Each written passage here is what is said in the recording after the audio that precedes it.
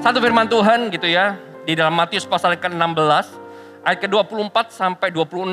Saya kasih judul Don't Lose It, atau jangan kehilangan hal itu.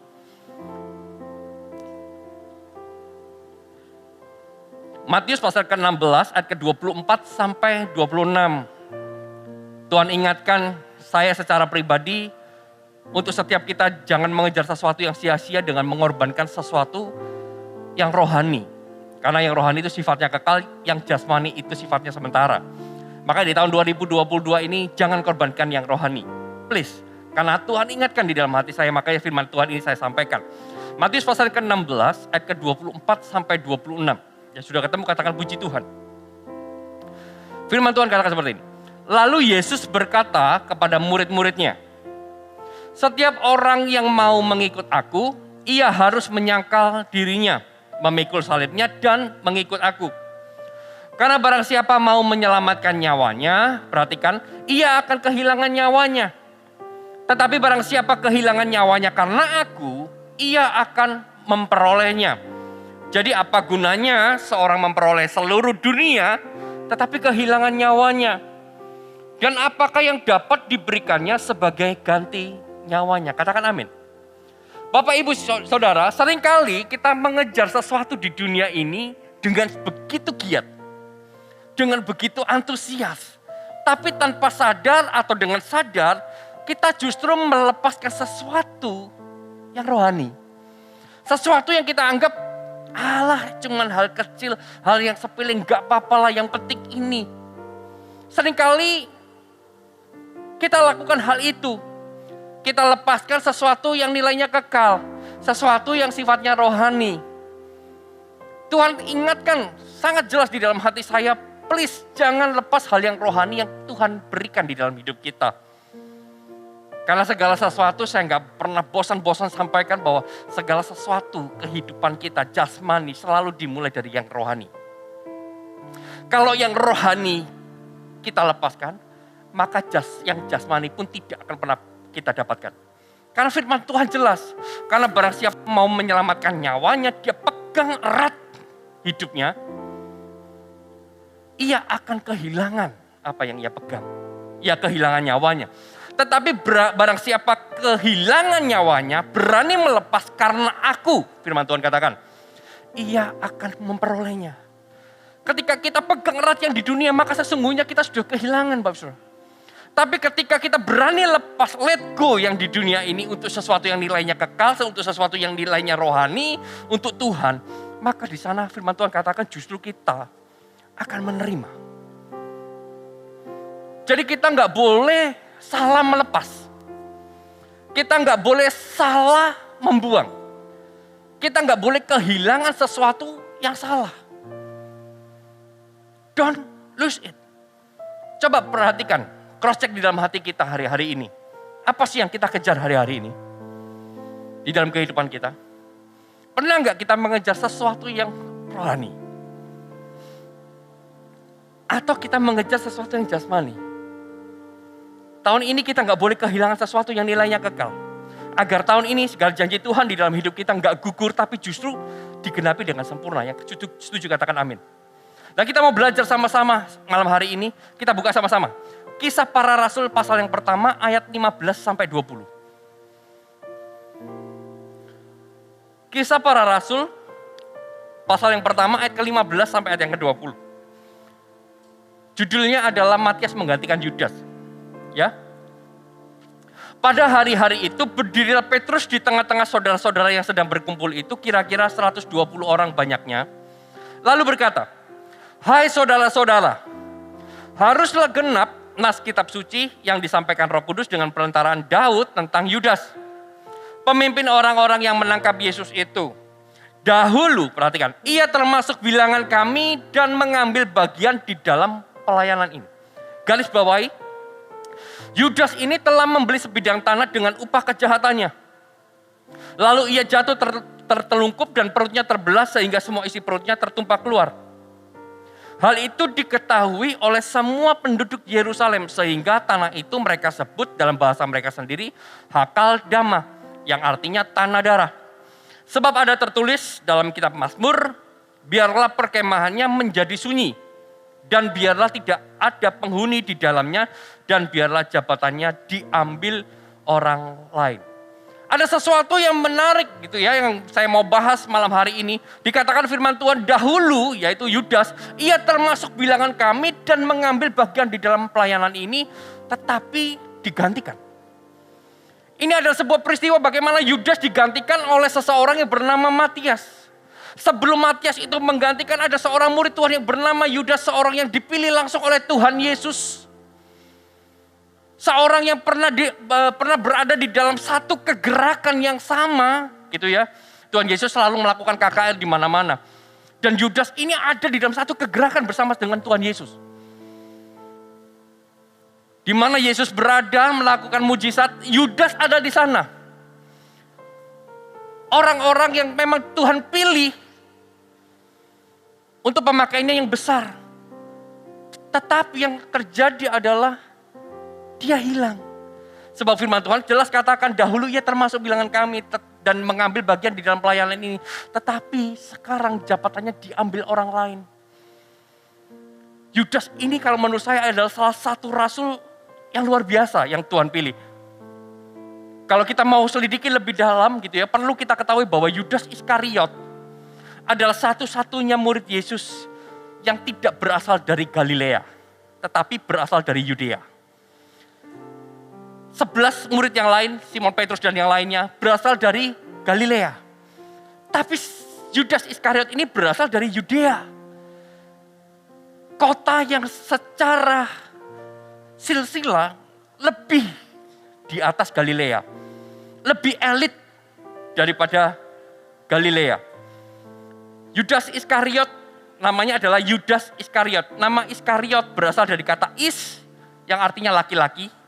Dan Keriot itu adalah kota Keriot. Kota Keriot yang berada di Yudea. Artinya Yudas anak laki-laki yang berasal dari kota Keriot. Itulah makna dari Yudas Iskariot.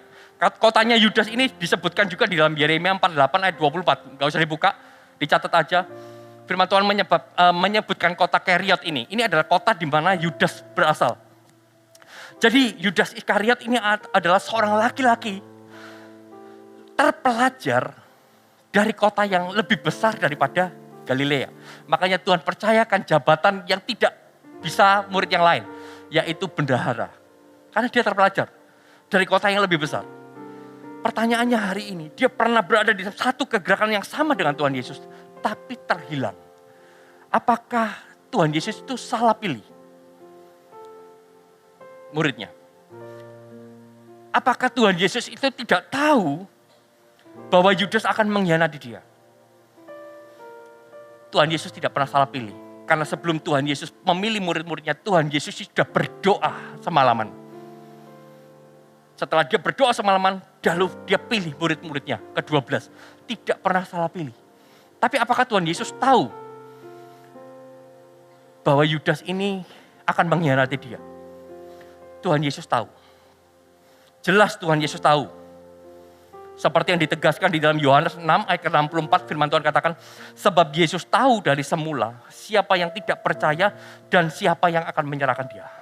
Tuhan Yesus tahu Yudas mau mengkhianati dia. Kalau Tuhan Yesus tahu Yudas mengkhianati dia, kenapa dipilih? Kenapa dipilih? Dari pernyataan Yohanes 6 ayat ke-64 kita bisa melihat bahwa ke-12 murid yang dipilih Yesus enggak seorang pun yang sempurna. Semua memiliki segudang kelemahan dan keterbatasan serta berpotensi sangat besar untuk jatuh. Termasuk kita. Kita ini potensinya besar loh jatuh. Enggak cuma Yudas. Apakah Tuhan Yesus tahu kalau kita akan jatuh dalam dosa? Tahu. Tuhan Yesus tahu. Tapi yang menarik adalah Tuhan Yesus ini berani memberikan kepercayaan buat kita. Berani memberikan kepercayaan kepada orang yang jelas-jelas sebentar lagi pasti jatuh. Apakah Tuhan Yesus gak tahu bahwa sebentar lagi Petrus akan menyangkal dia? Tahu. Makanya Tuhan Yesus jelas sebelum ayam berkokok, kamu sudah menyangkal. Tahu. Tapi kenapa tetap dipilih jadi murid? Tuhan kasih dia kesempatan. Yudas pun juga sama. Yudas dikasih kesempatan.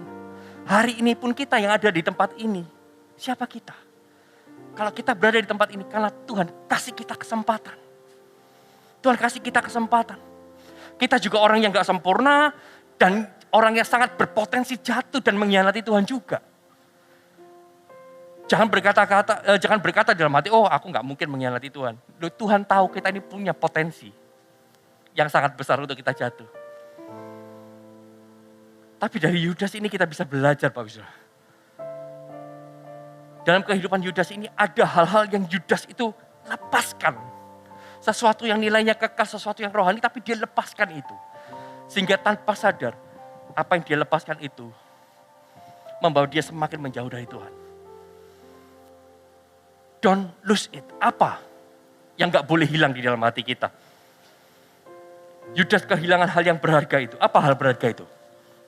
Yang pertama, kepercayaan Tuhan. Gak boleh hilang dalam diri kita.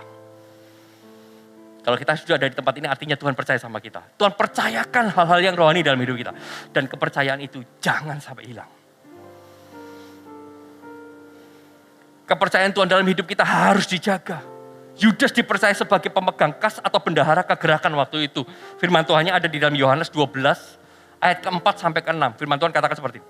Tetapi Yudas Iskariot, seorang dari murid-murid Yesus yang akan segera menyerahkan dia berkata, mengapa minyak narwastu ini tidak dijual 300 dinar dan uangnya diberikan kepada orang miskin? Hal itu dikatakan bukan karena ia memperhatikan nasib orang miskin, melainkan karena ia adalah seorang pencuri. Ia sering mengambil uang yang disimpan di dalam kas yang dipegangnya. Artinya Tuhan itu percayakan. Dia sebagai bendahara, dia pegang kas. Yudas ini dipercaya oleh Tuhan Yesus, tapi kepercayaan itu dibuang sia-sia. Hanya karena Yudas ini punya motivasi di dalam kepercayaan yang diberikan. Hanya karena dia pengen punya uang. Pengen kaya. Hanya karena ia mungkin pengen beli ini dan beli itu. Kepercayaan yang ditaruh, benih rohani yang ditaruh, dikorbankan. Jangan korbankan benih rohani. Hanya karena motivasi yang salah. Kita harus ingat Bapak Saudara bahwa kita ini orang yang gak layak. Tapi dipercaya sama Tuhan. Dan untuk dapat kepercayaan dari Tuhan itu gak mudah. Makanya kalau hari ini kita bisa berada di tempat ini, kita dengar firman, kita dipercaya. Izinkan hal yang rohani itu bertumbuh. Jangan kita buang hanya karena kita punya motivasi. Pengen cepat kaya. Pengen hidup enak. No. Jangan buang. Tuhan itu begitu baik, dia berani meresikokan kepercayaan kepada kita loh. Tuhan percayakan kita jabatan pelayanan. Keselamatan dalam hidup kita. Itu Tuhan itu meresikokan. Loh kita ini berpotensi jatuh kok. Berpotensi yang sangat besar kita meninggalkan Tuhan. Sanggupkah hari ini kita pegang kepercayaan yang datangnya dari Tuhan? Dengan hati yang benar. Apa kepercayaan rohani yang hari ini Tuhan percayakan? Minimal setiap Anda sudah terima benih keselamatan. Itu benih rohani. Yang ada di dalam dirimu. Karena seringkali kita gak sadar buang kepercayaan Tuhan ditukar dengan semangkok kacang merah. Ditukar. Seperti Esau. Hak kesulungan yang Tuhan percayakan benih rohani ditukar semangkok kacang merah. Karena apa? Karena memang kecenderungan manusia yang ada di dalam sebuah kebutuhan atau pergumulan akan melepas hal yang rohani terlebih dahulu. Baru lari meninggalkan Tuhan. Itu kecenderungan manusia loh. Kenapa? Karena saya juga pernah ngalami. Ketika saya belum jadi hamba Tuhan ya, masih di sekuler, saya bersama dengan istri. Kita berada di dalam sebuah pergumulan waktu itu kita mau menikah. Mau menikah biayanya mahal. Jadi karena kita berada di sekuler gitu ya, kita kerja keras. Kerja keras demi nutup bisa menikah. Karena kita nggak ada biaya orang tua. Biayanya biaya sendiri waktu itu. Sepakat kerja keras ya. Hal pertama yang kita tinggalkan ministry. Pelayanan kita tinggalkan. Ibadah kita tinggalkan. Saya masih ingat waktu itu hari Minggu gitu ya, kita selalu bekerja. Sampai Tuhan ingatkan saya, kamu salah buang. Kamu sedang buang hal yang rohani, yang bisa mengubur hidupmu. Singkat cerita, saya dan istri kembali. Saya kembali, Tuhan ampuni kami. Kami melayani kembali, kami ibadah, kami masuk di dalam pengembalaan. Dan yang terjadi adalah Tuhan cukupkan pernikahan kami. Tuhan cukupkan pernikahan. Karena ketika kita lapar gitu ya, ketika kita capek, ketika kita ada di dalam sebuah kebutuhan mendesak, biasanya dengan mudah kita melepas kepercayaan Tuhan. Bukankah Esau juga sama? Dia sedang berburu, pulang capek, lapar. Begitu lihat yang merah-merah itu dia, aku mau itu, tak tukar dengan kesulunganku. Itu manusia. Dia cenderung melepas hal yang rohani. Dengan alasan, ya terdesak. Tapi saya berdoa, tahun ini gak boleh ada yang kehilangan kepercayaan yang rohani itu. Sesuatu rohani yang ada di dalam diri kita, itu harus semakin bertumbuh. Jaga kepercayaan dengan hati yang benar dan jangan lepaskan hanya karena pergumulan. Halo, amin. Sepakat dengan saya? Karena ketika Anda lepaskan itu, Anda akan kehilangan hidup Anda. Hal yang kedua, selain daripada kepercayaan Tuhan, hal kedua yang gak boleh hilang di dalam hidup kita, yang gak boleh kita buang, adalah iman di dalam mengikut Yesus. Gak boleh hilang. Iman kita di dalam mengikut Yesus, iman di dalam mengiringi Yesus, gak boleh hilang. Mengingat Yudas Iskariot berasal dari Yudea, yaitu kota Keriat. Sejarah mencatat di kota Keriat ada sekelompok pejuang waktu itu ya. Sekelompok pejuang Yahudi yang sangat radikal dengan penjajah Romawi. Jadi waktu itu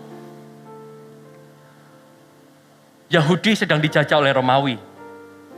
Jadi di kota Keriat ada sekelompok pejuang Yahudi yang sangat radikal melawan penjajah Romawi waktu itu. Jadi jika melihat asal-usul nama Yudas Iskariot, maka ada kemungkinan bahwa Yudas Iskariot sebelumnya merupakan salah satu anggota kelompok Yahudi yang radikal itu. Yang menentang Romawi. Karena sedang dijajah waktu itu. Karena di kalangan orang-orang Yahudi yang radikal, sedang menunggu satu pengharapan yang kita kenal sebagai pengharapan mesianik pada waktu itu. Artinya pengharapan datangnya Mesias, seorang pemimpin nasional yang menyelamatkan orang Yahudi. Itu dipercaya sama orang-orang Yahudi yang radikal. Mesias akan datang dan akan menyelamatkan. Seorang pemimpin yang akan mengembalikan kejayaan Israel. Seperti zamannya Daud. Dan sebetulnya hal itu bukan hanya tumbuh di dalam hatinya Yudas. Di dalam kehidupan Yudas. Petrus pun juga tumbuh. Dia percaya bahwa ada pengharapan mesianik. Karena Petrus pun juga berkata gini. Di Kisah Para Rasul, dia ngomong sama Tuhan Yesus. Ketika Tuhan Yesus mau terangkat ke surga, Tuhan, kapan Tuhan pulihkan kerajaan Israel?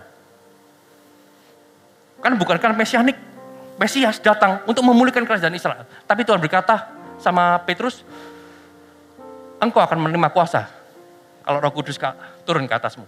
Sebetulnya Petrus pun juga punya pengharapan mesianik. Kapan Mesias datang untuk bebaskan bangsa Yahudi dari penjajahan Roma? Semua orang sedang berharap kepada Mesias untuk memulihkan keadaan mereka. Dan hal ini yang membuat Yudas itu mengikut Yesus. Ketika Yudas dipilih oleh Yesus untuk ikut, dia ikut. Karena apa? Karena Yudas ini melihat karisma di dalam kehidupan Yesus. Dia melihat karisma di dalam pelayanannya. Yesus bisa melakukan mujizat. Yesus sanggup kumpulkan massa dengan sekali khotbah. Yesus 5.000 orang laki-laki minimal ada di sana. Ketika Yudas lihat itu, ketika Yesus, aku mau pakai hidupmu, dia ikut. Tapi dengan berjalannya waktu, Yudas gak lihat itu. Karena apa? Karena apa yang diajarkan Tuhan Yesus berbalik semuanya. Yudas beranggapan bahwa Kalau ia adalah Mesias, maka ia yang akan memimpin kegerakan untuk mengalahkan Roma. Tapi ajarannya, ketika kamu ditampar pipi kiri, belikan pipi kanan. Yesus kok malah ajarin aku mengasihi musuh-musuhmu. Kalau bajumu diminta, kasih yang lain juga.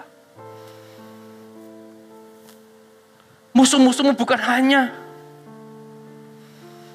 diampuni, tapi juga berkati. Sesuatu yang berbalik terbalik dari apa yang Yudas harapkan. Sesuatu yang berbeda. Dia berharap Yesus memimpin kegerakan untuk mengalahkan orang Roma. Sehingga Yudas mulai kehilangan kepercayaan. Kemungkinan, ini kemungkinan saya loh ya, saya baca sejarah, kemungkinan Yudas sengaja menjual Yesus bukan karena uang. Kemungkinan. Yudas sengaja menjual Yesus supaya ketika Yesus ditangkap, maka semua pengikutnya yang ribuan itu melakukan revolusi. Pemberontakan. Gak terima. Ketika Yesus ditangkap, Yesus memimpin kegerakan, tidak mau ditangkap. Tapi apa yang Yudas bayangkan ternyata salah. Justru Yesus menyerahkan dirinya untuk ditangkap dan disalib. Itu yang membuat Yudas kehilangan iman di dalam mengikut Yesus. Apa yang membuat kita kehilangan iman di dalam mengikut Yesus? Adalah ketika kita mendoktrin diri kita agar cara Yesus bekerja harus sesuai dengan apa yang kita harapkan. Kalau nggak sesuai harapan, iman kita gugur, iman kita runtuh. Itu yang membuat kita itu gugur imannya di dalam mengikut Yesus. Karena kita kira Yesus bekerja dengan cara seperti yang kita mau. Padahal Yesus berdaulat dengan caranya. Apapun cara Yesus, tetap ujungnya keselamatan, tetap ujungnya kemenangan. Yudas kehilangan iman karena dia mendoktrin dirinya bahwa Yesus yang akan memimpin revolusi, yang akan memulihkan keadaan Israel, orang-orang Yahudi dari penjajahan Roma. Ternyata Yesus tidak menggunakan cara itu, tapi Yesus menggunakan dirinya sebagai korban untuk tebusan keselamatan bagi semua orang. Itu yang membuat imannya gugur. Karena kita mendoktrin cara Tuhan harus sesuai dengan cara kita. Dan bukan itu saja, ketika kita izinkan kekecewaan, ketidakpuasan yang mengubahnya menjadi roh kebencian, itu yang membuat iman kita gugur. Kita kecewa dengan Tuhan. Kita nggak puas dengan Tuhan. Kalau itu enggak kita pulihkan, maka itu akan mengubah hati kita penuh dengan roh kebencian. Sehingga enggak Tuhan, enggak ke Tuhan. Jangan izinkan iman kita di dalam mengikut Yesus itu gugur. Kalau berbicara soal iman, Tuhan berbicara bahwa iman diumpamakan sebesar biji sesawi. Firman Tuhan katakan tentang iman sebesar biji sesawi. Biji sesawi itu terkecil. Namun jika ia bertumbuh, maka biji itu akan menjadi pohon yang besar. Dan burung-burung bersarang di sana. Artinya iman kita walaupun kecil. Ketika kita setia mengikuti Yesus, walaupun itu kecil buat kita. Justru itu yang akan mengantarkan Anda masuk di dalam penggenapan janji-janjinya. Justru yang kecil itu di dalam dirimu, di dalam hatimu, iman itu yang akan mengangkat hidup Anda masuk di dalam hidup kemenangan. Halo, amin. Jangan izinkan iman kita gugur ya. Sekali kita ikut Yesus, selamanya kita akan tetap mengikut Yesus. Walau terkadang caranya Tuhan berbeda dengan apa yang kita mau. Enggak apa-apa. Cara Tuhan pasti lebih baik. Pasti yang terbaik. Halo, amin. Yang ketiga, yang terakhir. Apa yang gak boleh hilang di dalam hidup kita? Hubungan dengan Tuhan. Hubungan dengan Tuhan, please, jangan hilang. Matius 27, ayat ketiga sampai kelima. Matius 27 ayat ketiga sampai 5. Firman Tuhan katakan, pada waktu Yudas yang menyerahkan Yesus melihat bahwa Yesus telah dijatuhi hukuman mati, menyesallah ia. Lalu ia mengembalikan uang yang 30 perak itu kepada imam-imam kepala dan tua-tua. Dan berkata, aku telah berdosa karena menyerahkan darah orang yang tidak bersalah. Tetapi jawab mereka, apa urusan kami dengan itu urusanmu sendiri. Maka ia pun melemparkan uang perak itu ke dalam bait suci, lalu pergi ke situ dan menggantung diri. Yudas menyesali perbuatannya, Pak. Tapi yang enggak punya kesempatan bertobat. Ia hanya menyesali. Kenapa orang bisa menyesal tapi enggak bertobat? Karena ia kehilangan hubungan dengan Tuhan. Tahu sih apa yang dilakukan salah. Tahu sih apa yang dilakukan enggak betul. Tapi enggak punya kuasa untuk berubah. Karena hubungannya dengan Tuhan sudah hilang.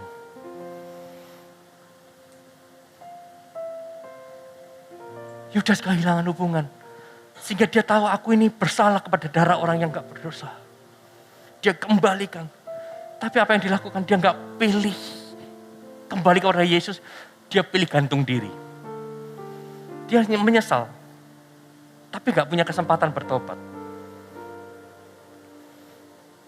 Hubungan kita dengan Tuhan yang membuat kita bisa bangkit dari kegagalan. Makanya jangan kehilangan hubungan itu.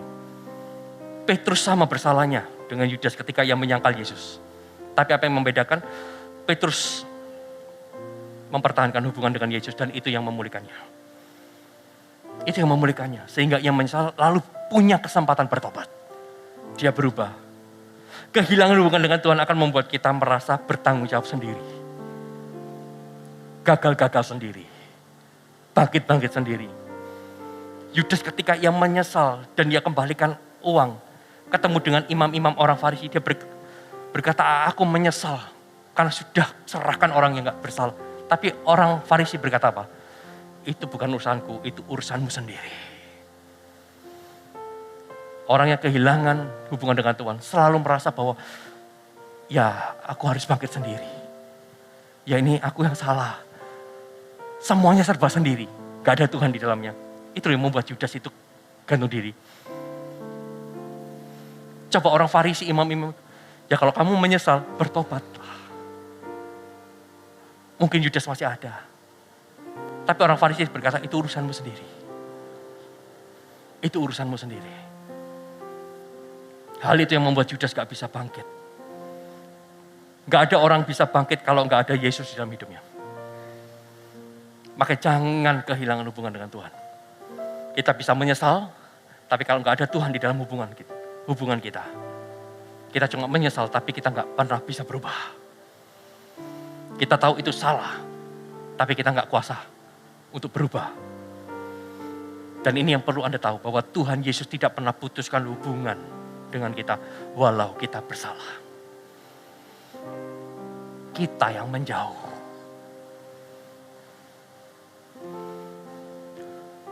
Hanya Engkau pribadi yang mengenal hatiku.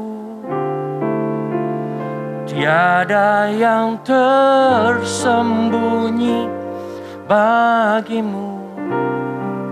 Seluruh isi hatiku Kau tahu, dan bawaku